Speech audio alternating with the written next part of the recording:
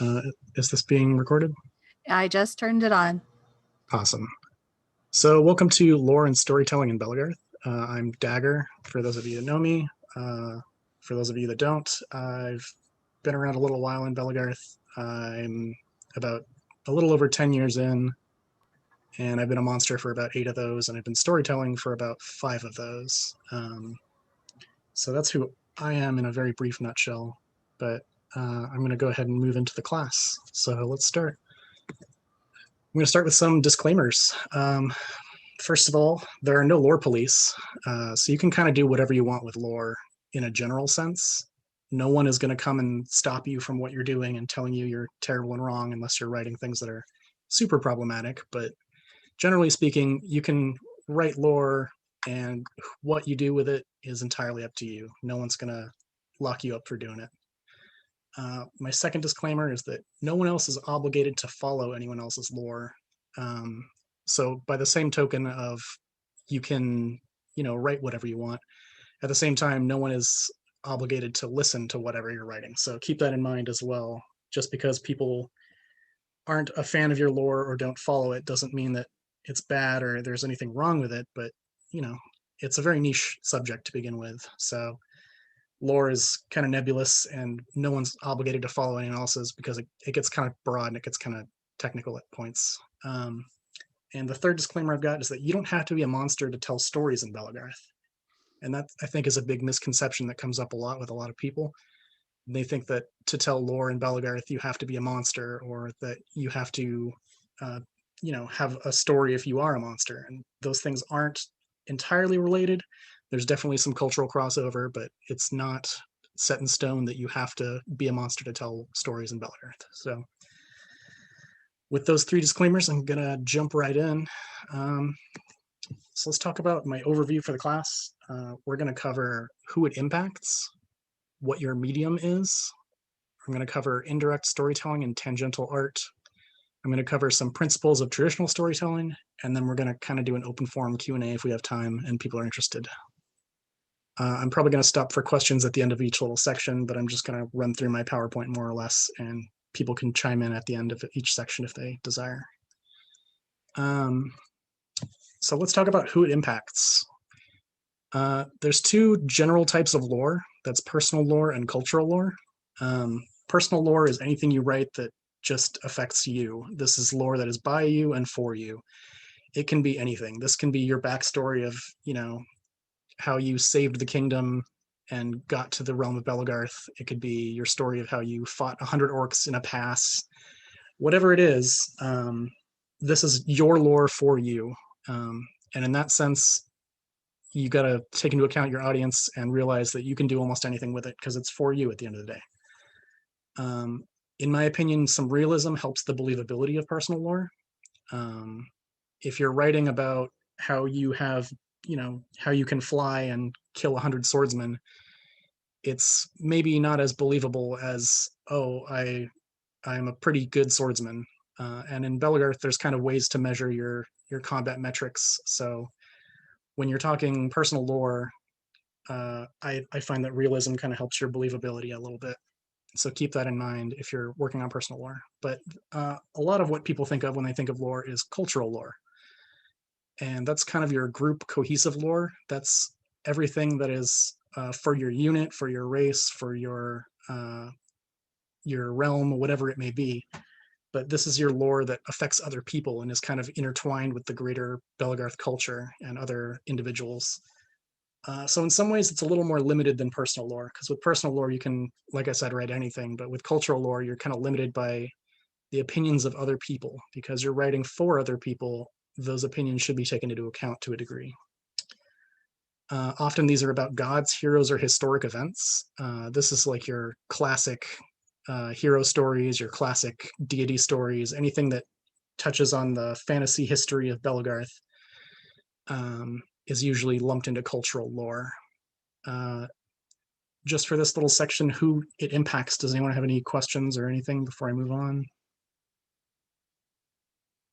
I see more chat. Question with realism. How do I feel about magic and lore, given that unlike other foam sports, magic as a mechanic does not really happen in Bell? Um, I mean, canonically, if you're talking like the standard Belegarth lore universe, magic does exist. So I think it's totally a-okay in my book. Um, we're writing in a fantasy genre. Like people call Belegarth a medieval combat sport, but I always correct them and say it's a fantasy combat sport.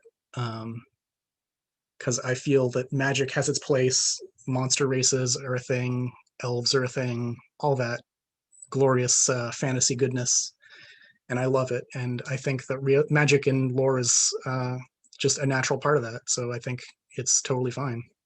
We can write about magic as a concept and not worry too much about it. But generally, magic in Belegarth is kind of esoteric in the sense that there's not really clear rules on how it works or what it does. It's all kind of vague because we don't have it in our actual combat sport, as you said. Let's see. Any other questions? Did I miss anything? No, I don't think. It's not really a question. I just kind of wanted to just kind of add on to that. I also like that since it's not defined, it kind of leaves it open for different races to have their magic work differently. Since it's not defined within the rules of the game, different races and different groups can have different forms or different types of magic. Basically. I think that's an excellent point. Magic, because it is so abstract in Belegarth, is totally up to interpretation, and people can have their own ideas about how it works or what it does. And I think that's a good solid point. Thank you, Gama. Anything else before we move on? All right. So for storytelling, let's talk about your medium. So typically there are two directions you can go with lore, and that is Geddon, which is your written word. A lot of this is like stuff that's published online in geddon.org, which is our collected wiki. There's some benefits and drawbacks to it, but let's talk about Geddon real quick. It's been around a long time, but it's a basically perfect record in a sense, is how I put it. Words are exactly how you write them, so you have time to edit, you have time to like work on your drafts and have it come across exactly as you have it come across. Like it's not going to be varied like you would with oral storytelling. And it is long lasting, but not forever. All things on the internet eventually are edited or fade away, but as far as our sport, it's been around for a long time, and generally if you want to keep lore alive, it's a good place to do that. And then I have that it's good to contact previous lore writers before editing, because as I said, it's not permanent because things can edit. Like for my personal race, I came through and edited some things in the Knoll lore, but that was because it was largely inactive at the time, and I had talked to anyone I could get a hold of. But generally speaking, if you're coming along and you're trying to establish new things, or you're trying to write new things, you want to talk to those who came before a little bit, just as a sign of respect for their storytelling. I think that's a big part of the Geddon, but that mostly covers it. I'm going to move on to oral tradition. So this is everything that is not your written record. This is your out loud storytelling. It is mutable and it is alive. It evolves with each telling. So oftentimes you'll have kind of a game of telephone with lore stories where someone will say something and then they'll repeat it a little differently, and someone will repeat it a little differently, and someone will repeat it a little differently, and you'll have maybe new iterations of the lore that kind of evolve in different ways as you've heard it told.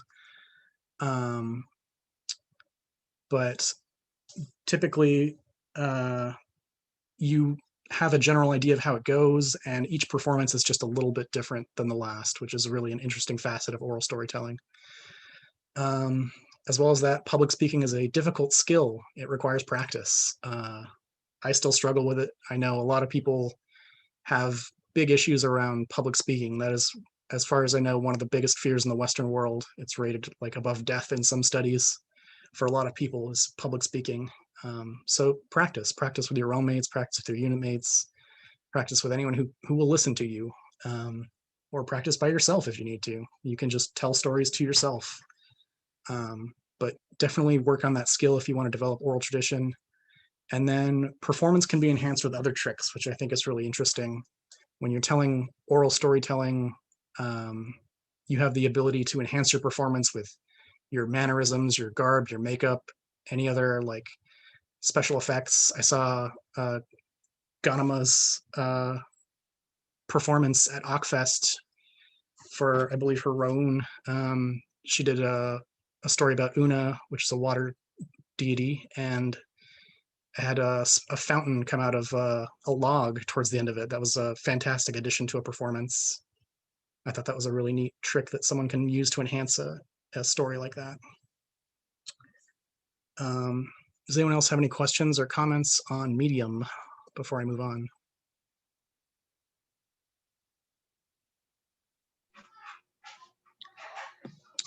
I'm not seeing anything, so.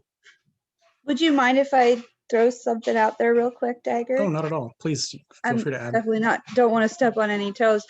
No. Just speaking from personal experience, it can be very interesting taking something that was initially only existing in an oral tradition and trying to convert it to a written medium. And even if you do your absolute best to write it exactly as you remember saying it or remember hearing it, there's just something that changes when you convert it into something permanent in text form.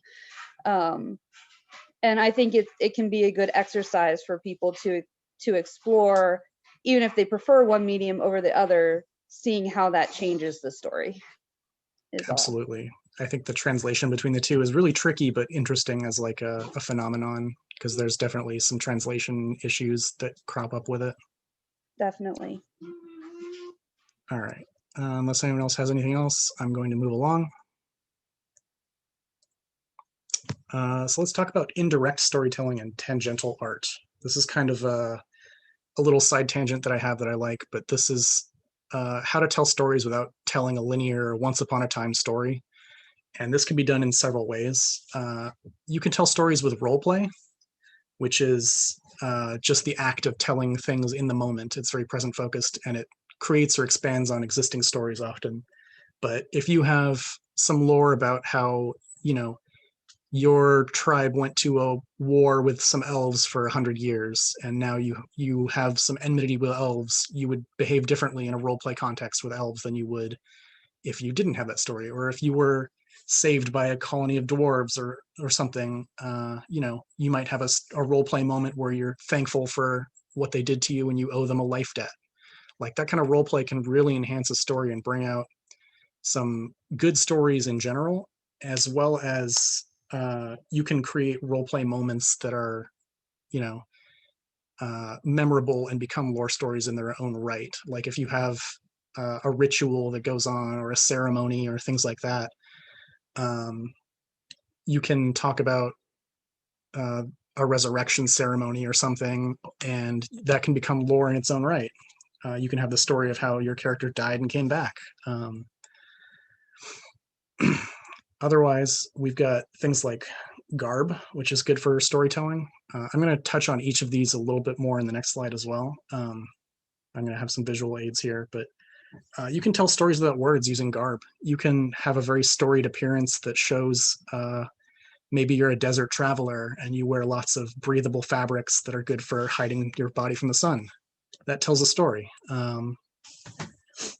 You can tell a lot about a person's character in Belegarth by their garb, and I think that that's something that a lot of people don't think of as storytelling per se, but is definitely storytelling in my opinion.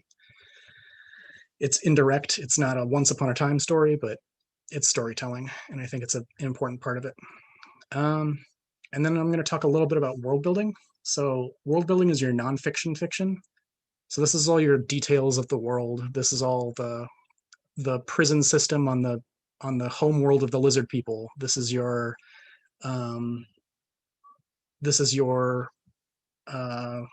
anything that's not a once upon a time story that is building upon the fictional canon of the world is your world building fiction. And I think it can be just as valuable as traditional storytelling. I know a lot of people that build a lot of lore and they don't write stories. They just write world building. And that's a valuable skill, and it still adds a lot to the Belegarth canon. And I think that's a fantastic skill to have, honestly. So I'm going to touch a little bit more on these three. I'm going to move over here. Hopefully you can still see those with the camera view because mine's a little blocked. But so role play, knighting ceremonies are a role play ceremony. That's talking about someone's journey in a role play context, but it's role play and it's a ceremony that tells a story. So a knighting ceremony is a great example of indirect storytelling. I'm going to do a quick jump into this. This is garb. This is armor mostly, but this tells a story, doesn't it? You can look at this person and you can see, you can break down things about this person. Does anyone want to chime in with things that they might see that this person's telling a story about with their armor set here? Anything you can see? The samurai motif is very apparent. Yeah. I see that they have Sith logos everywhere. And the Empire logo as well. Yep. Is that so that tells a story on the corner of their shield, like where they're from? Mm-hmm.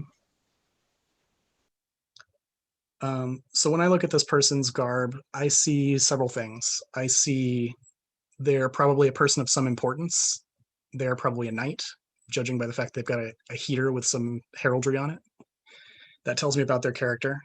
They're wearing a helmet, which can tell me things about their importance on the field or their value as a commander, possibly, or some kind of authoritative figure on the field.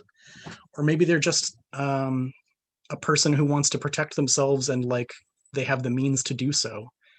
They're not a peasant in their character because they've got military grade armor. So you can kind of see that this person is a notable individual who is wearing some heraldry. So you can kind of judge a little bit about the character from that, and the samurai motif makes it a little obvious what kind of world building they're coming from. So that's a good example of garb as storytelling right there. To me, that tells a good complete story. And then world building, we've got this little flower over here that I thought was really interesting. So this is a shot from Lord of the Rings, which everyone seems to recognize as one of the largest, oops, sorry, where did it go? There we go. As one of the largest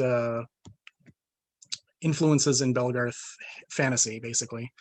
But this flower is, I forget what its exact name is, but it only grows on the graves of the kings of Rohan. And it's a very specific piece of world building that is not consequential to the story of Lord of the Rings. But when you think about something, a small detail like that, you're building a world.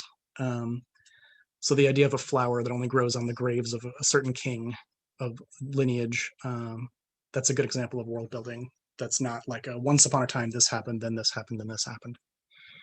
Does anyone want to have any additional thoughts or comments here?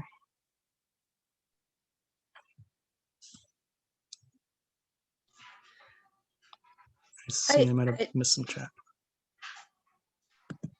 Sorry, you were saying? No worries.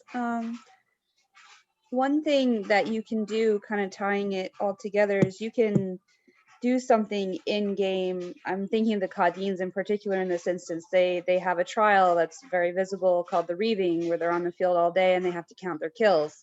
And then once everything is said and done, they wear a bandolier afterwards with the beads, which number their kills. So you can kind of weave, particularly if you're thinking about in the context of personal lore and your own personal story, you can do stuff on the field, even if it's not for just a set trial. You can set, individual tasks for yourself for the day or whatever, and do that, and then incorporate that into garb subsequently and build your story kind of multiple ways. Both you can build your story on the field and in your garb and in writing. Yeah, that's an excellent way to build your own personal lore and establish a story that you're creating. Anyone else have any thoughts on indirect storytelling? Sean had a comment in the chat. He wondered what the scales mean on the garb and all the various insignias. I don't know in particular with these, but I'm sure there's a story to tell, and it generates curiosity, which I think is a really interesting point too.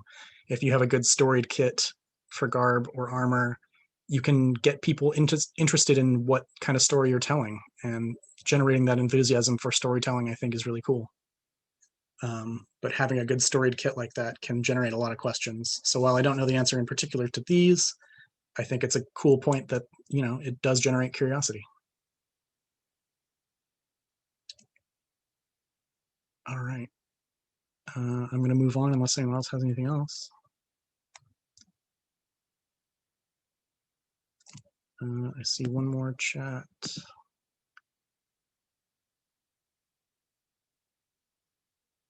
Yeah, the person's, the scales being the only insignia seems like it's important to the person's role or identity. Yeah, I agree. I think whatever the symbol is, I think is, it's got some importance to this character. All right. So I'm going to move on. Quinn said the symbols are unit symbols, Sith, realm symbol, Korriban. Middle symbol is night heraldry, Western flame. Ah, okay. Thank you, Quinn. All right. So I'm going to go over some principles of traditional storytelling.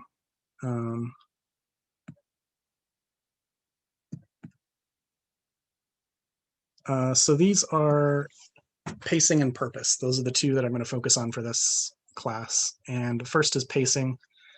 So this is your standard English paper. If you're writing a story, this is how you do it. This is your introduction, your rising action, your climax, and your resolution. And I think that that's your basic flow of a lot of stories when you're doing traditional storytelling.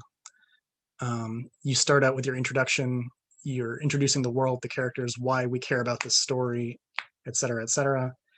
And then we kind of build into the rising action, which is where we understand that there's a problem or there's some kind of journey that needs to happen, or people, you know, need to solve some kind of conflict. And that's where it comes in. And then the climax is where the conflict is at its most tense. This is where things happen. This is where the dragon comes in. This is where the fight between the two Orcish chieftains is going on. This is everything that is going to make you fear for the outcome. And then, of course, we have the resolution, which is where we find out what does happen and the story can come to a conclusion and the tension is resolved. That basic pacing structure has been around for thousands of years, and I think it's, you know, it's a tried and true formula. It's done very well for people as long as people have been telling stories. So if you want to write, consider to follow that basic pattern. Like, you want your climax probably about 2/3 of the way in or a little farther, and then your resolution can kind of wrap things up nicely. Also, we've got word choice with pacing. So when you're writing a story or telling a story, your word choice actually can influence quite a bit. If you're in the introduction or you're in the beginning of a story, you want to establish things like the more long, lengthy descriptions can be here. But when you're in the climax, you want to figure out things really quickly. You want decisive words, you want action.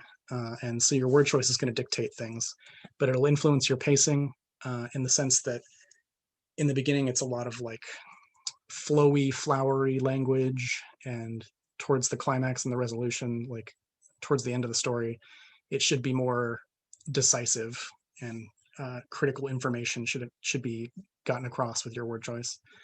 I'm also going to talk about patterns and repetition here. So patterns and repetition, I think, are really important for building a certain kind of lore.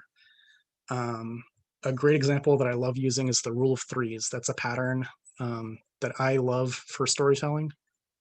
It's the idea that one thing happens, then something slightly different happens, then a third thing that is slightly different happens, and those three things make up the bulk of the story. And it follows a pattern and it follows some repetition, but a good example is a story called Neb the Dragon and the End of Nazar. That's a good story that uses the rule of threes. It's one of my favorite lore pieces. I believe Kazi wrote it, if I'm not mistaken.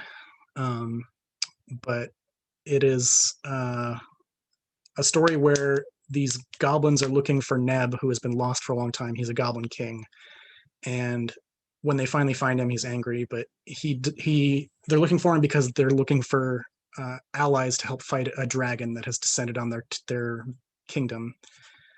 And when the goblins finally find him and bring him to action, these 3 goblins are with him. It's his Skrill, it's Neb, and these other 2 goblins. So the 3 of them form the core of the rule of 3. One of them's a magic user, one of them's really strong, and then there's Neb, who's just full of rage and fire. And the 3 of them fight the dragon, and that rule of 3 applies really well because you get the magic user taking out the dragon's wings and magic, and then the strong goblin takes out the dragon's claws and armor, and then the Neb finally faces down with the dragon, and it's just him alone, and he gets eaten by the dragon and gets digested. But that rule of 3, that 3 important points happening, and then 3 things happening following those 3 points, really drives home that kind of fairy tale feel that comes with the lore. And I think that's a really cool thing to have in your pacing for a story. I'm going to talk a little bit about tone here. Your tone is pretty easy to establish if you kind of have a sense of what words you're going for. If you're writing a story about knighthood, maybe you'll use a lot of words like valor or honor or things like that. If you're writing a story about maybe some battle between orcish kings, it's a lot more glory and violence, but your tone is going to literally establish what the tone of things are. And your tone can also be your literal tone of voice when you're orally storytelling. So typically you'll want to use longer flowery sentences toward the beginning, and then quick short sentences towards the middle, as I said, with word choice. But your literal tone of voice can also get things across with how loud you are, how quiet you are, that kind of thing. And then we're going to talk about purpose. So this is considering your audience. So who are you writing for? As I said with the beginning, if you're writing for your unit, consider what your unit might like. They want to hear stories about them succeeding, probably. If you're writing a story for maybe your monster race or your non-monster race even, consider what kind of stories they might want to hear about heroes maybe, or about some glorious history. Or consider if you're writing for your personal lore, like yourself, what do you want to hear? What do you want to tell? As well as your audience, you want to consider your takeaway. So this is kind of your thesis of your lore, like what the moral of your story is, what purpose there was to tell it to begin with. This is what everyone leaves the movie theater with, basically. And this is kind of an important point. Is like, you don't want to tell stories about things that don't matter. You want to tell stories that give someone something. And then finally, I'm going to touch a little bit on the value of a storytelling community, because I think there's a quote that I really like about people in general. But humans are the storytelling ape. We are not the tool using ape. We're the storytelling ape.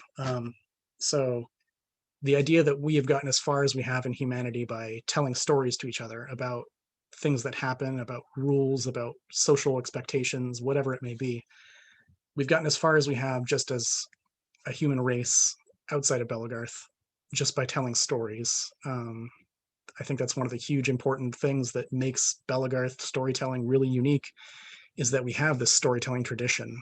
And we don't really see that in a lot of modern contexts anymore outside of fiction writing or things like that, like book sales and things, movies. But in Belegarth, we have a living storytelling community that is thriving in some ways.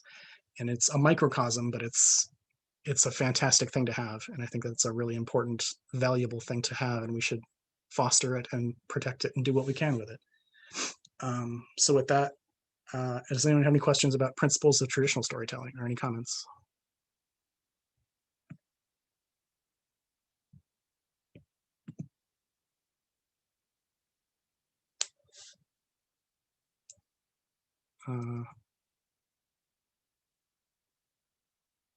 Puck says, I tend to start with the takeaway and build the story around it. So for Yeah. story building, that seems like a good way to do it. Start with your reason for telling the story, and then build around it. Yeah, I mean That's a it. good way to do it. I mean, like a Kazi's story. I'm linking to the rule of threes. I want to show that the strength of a goblin is in the skrill, right? And therefore, how do I present that? What are these three things that I can do to tie that together so you can see it? Mhm. Same thing with kobold lore. I want to show that kobolds are ingenuitive, and therefore I start with that theme, and then I try to find out how I can express that theme. If that makes sense. Yeah. So having your takeaway up front when you're building the story is a good idea. I agree. Anyone else have any other thoughts? I had a quick one. Sure. I think that tone is really important. I think it's a lot more intuitive for a lot of people when they're speaking it. And it can be a little bit harder in writing because we hear our own voice saying things in the way that we want them to be said. When the actual writing might not reflect that as a universal thing. I think especially with writing in terms of tone, it can be really, really important to try testing your story on people before you publish or share it, to make sure that you get the biggest bang for your buck of work on it. Yeah.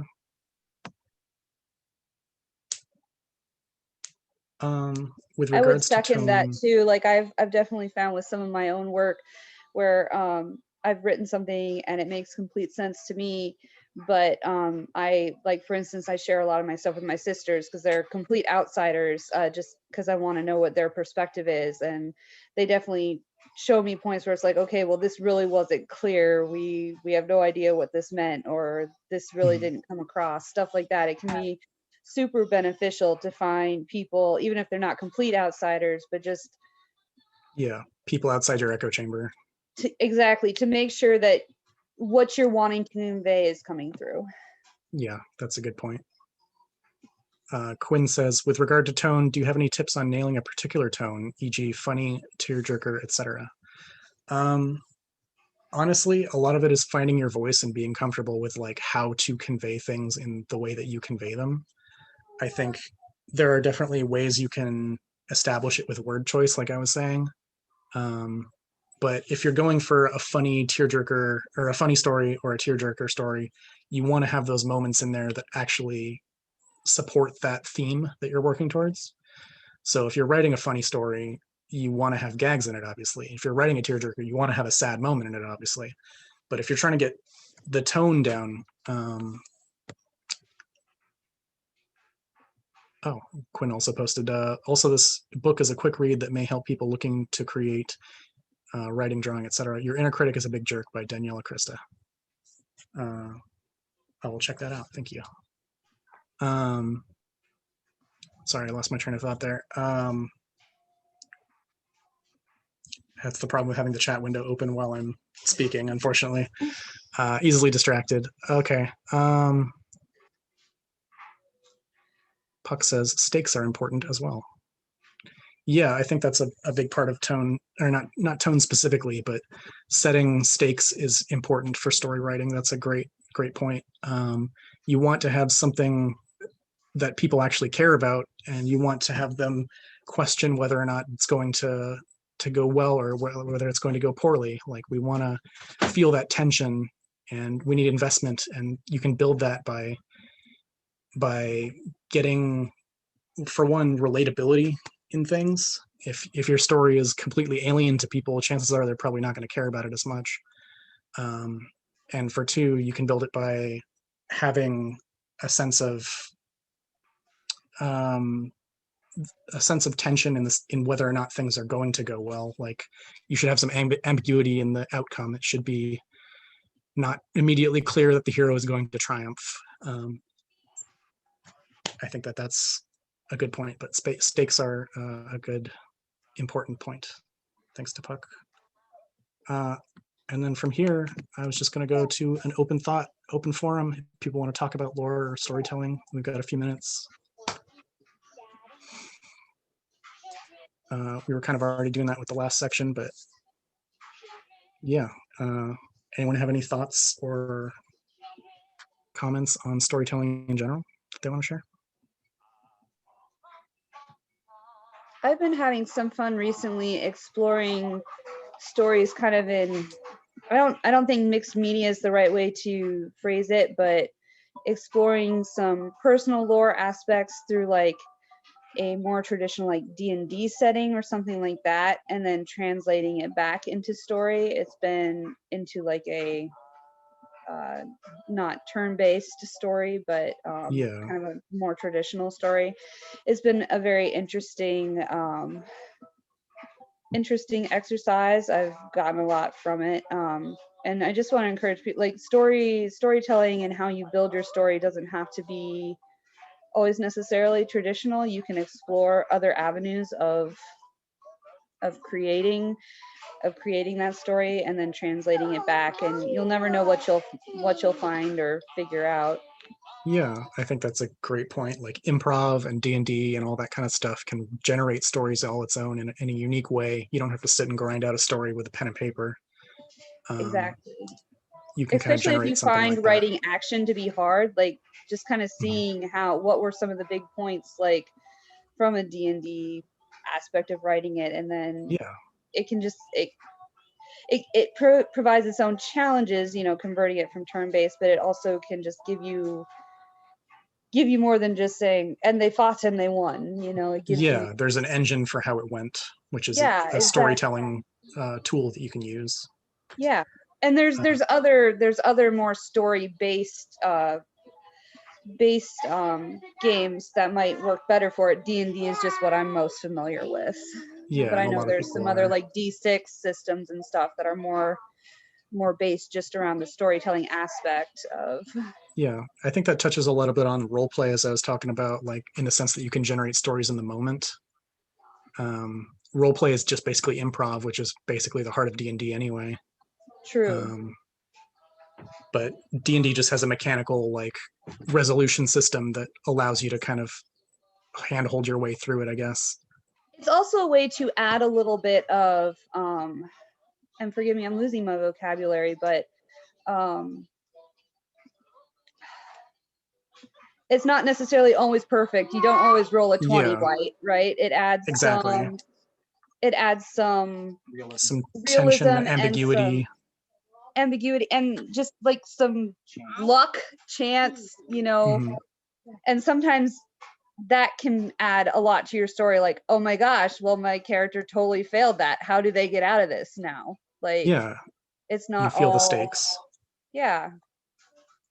All right, One I'm going to move to Quinn's question, actually. Quinn says, what are some of your favorite Belegarth artifacts and what makes them special to me? I don't know that any of them are particularly special to me, but I'm a big fan of the Head of Neb. I think that that is a fantastic item to just have in Belegarth. Neb being obviously the king of a former Kadeen of the goblins. I guess still a king, technically. But he is a shriveled old head in a basket that everyone loathes and loves. But that's a great thing to have in Belegarth, just the Head of Neb as a recurring artifact that pops up once in a while that passes around and people enjoy interacting with. I think that's really cool. The eyes. The obelis are actually really cool too, or obelis, depending on how you pronounce it. But the wooden eyes of the Spider of Fate that Akkadian took from the elves, I think is a really neat, unique piece of Belegarth history as well. The obelis are super cool. How do I feel about belt flags and their role in storytelling? Zell says. I think belt flags are a great way to tell a story. Like even if they're just not an in-depth lore story, you can tell a story about like a joke moment that you had with your friends. You can tell a story about what kind of accomplishments you've made. A lot of belt flags are for rewards for various tournaments or rewards for various competitions or ceremonial belt flags. But I think that belt flags are a huge part of our culture, and we should lean into the fact that we have that as like a quick way to look and see someone telling a story. I think that's really cool. and that's kind of unique in Belegarth because we don't see belt flags or the equivalent very often in any other context like that.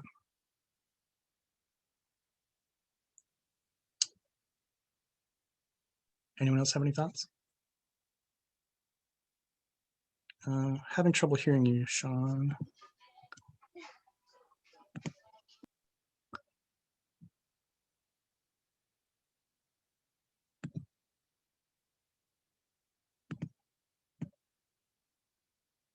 Yeah, I'm not getting any audio there. He asked, Okay. what are good role-playing spaces in Bell? I mean, spaces are spaces is kind of one of those things that you don't really have planned for things like that. Like you can say, oh, I'm going to do it here, I'm going to do it here, but like you generally want the people to be first and foremost with that kind of thing. Like it's not a matter of where you are physically, it's a matter of who you're with. Yeah, camp is often occupied with the mechanics of camping. I kind of agree. But you can hold rituals out in a field. You can have trials on the field. You can have ceremonies out on the field. Like there's a big empty space that we utilize for all sorts of things. And role playing and things like that should, also be available in those kind of spaces. I think that that's a lot of sites have like some cool off the trail areas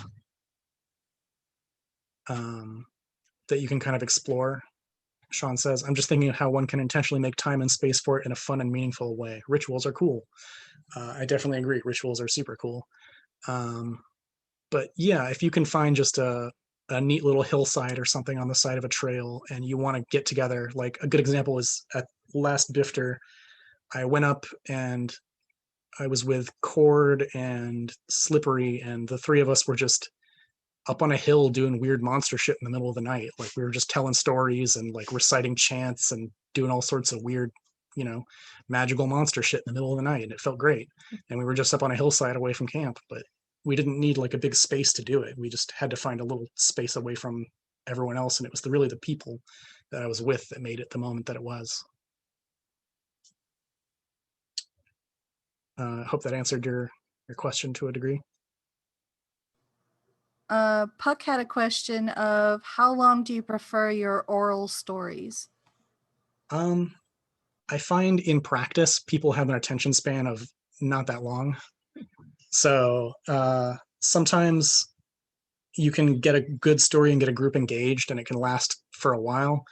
But a lot of times, because of the inevitability of people wandering in and out, I feel like a good sweet spot is like 5 minutes for a story. It can hold people's attention long enough that they're enthralled, but not so long that they get bored. And stories can definitely go longer, and especially if they're well crafted. Like I appreciate long stories that are dramatic and can take us on a journey. But in practice, I find short and sweet to be kind of where you want to hit. And I found the sweet spot to be about 5 minutes. And in practice, a lot of my stories are even shorter than that. I think you can lengthen them though too. Yeah, a lot of them can be lengthened depending on your audience. And you can kind of feel out your audience to see when you should be dramatizing and taking things a little farther than you would. And it comes with practice, but I feel like if you're telling a good story and people seem really into it, like you can embellish a little bit and go on some tangents that you might not have gone on it otherwise. So I think that's something to consider as your audience, definitely, and how well you're doing with them. I hope that answered your question. Anyone else have any thoughts? I had just another one, and I really appreciated you saying how you can role play the story, and I really like that. And sometimes I think we just need to seize opportunities for ourselves. Sometimes I was really inspired by something that Lobo did. It's a couple years ago, but it was like a multi-event process for him where he was like, okay, I'm going to take my character on a journey. And yeah, so he did different things on the field where it was like, okay, well, this is representing how I'm being tormented basically by his I think it was possession. by a demon. And then he went from there. So he had an event where he where he was going through different things. And then another event where it's like we did a ceremony where we bound the demon and named it and gained power from it. And I think if you're not finding kind of opportunities where you can find and share Lori or build the story, you can kind of sometimes seize them for yourself. And that's something I'm hoping to do with, I'm calling it the Garquash, once we can have events again. But I'm going to have basically a hut where you can come and we will have an in-character interaction, and there will be quests and prizes, and it will be, it's meant to be a space for some of that interaction. Yeah. But it doesn't even have to be something as big as that. You can say, okay, this event, maybe your character was injured and so you're fighting with off weapon combos or something. You can take your character on a journey, even if the event itself doesn't necessarily have a dedicated space for that. You can still find ways to take your character, or maybe some other friends of yours who want to go on a journey with you along, even if it's not a dedicated role play something within the event itself. You can form some of those things yourself. Awesome. Thank you for that. I was looking forward to the Garquash. I still am when it eventually will happen, but I'm very much looking forward to seeing that. Wanted to add on to the idea of, maybe bringing people along. I think that one of the coolest ways, especially in person, to expand on a story is to like invite people or prompt people into joining in your story, or like like inputting in and creating it, like just turning it more and more collaborative. I think it gets not only the person that you're inviting in to get more excited about it, but it adds a lot more energy to the entire storytelling. It lasts longer because now you have multiple heads involved in the same thing, and it can expand in all sorts of cool directions. And it's a great social tool. You meet great people, you get closer to the people that you know by doing it. Yeah, that's an excellent point. I think collaborative storytelling is really cool, and doing that in like a role play or a context of cooperation in that sense is really something we should lean into as much as we can.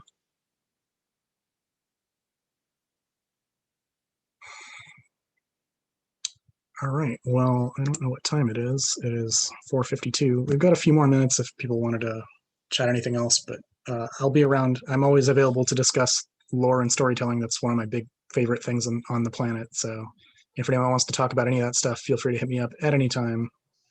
But otherwise, I think I'm about wrapped up here, if people are. Well, thank you very much for taking the time to do the class, Dagger. Really appreciate it. Yeah, no problem. Yeah, thanks, Dagger. It was nice. Super cool. Thank you, Dagger, for your great class. Thanks for everyone for showing up. Yeah, another place you can continue talking about this would be in the Arts and Sciences channel on the BFTR Discord. Coming up next is the dinner hour, but after that we will have So You Want to Teach Belegarth with Master Leta in this room, and in the other room we will have Medieval Plague / Quarantine Cookery, where Brother Maynard is going to be teaching you how to make soup, and that will be in classroom beta. Links for that will be shared in the Discord 20 minutes before the class time. Thank you so much.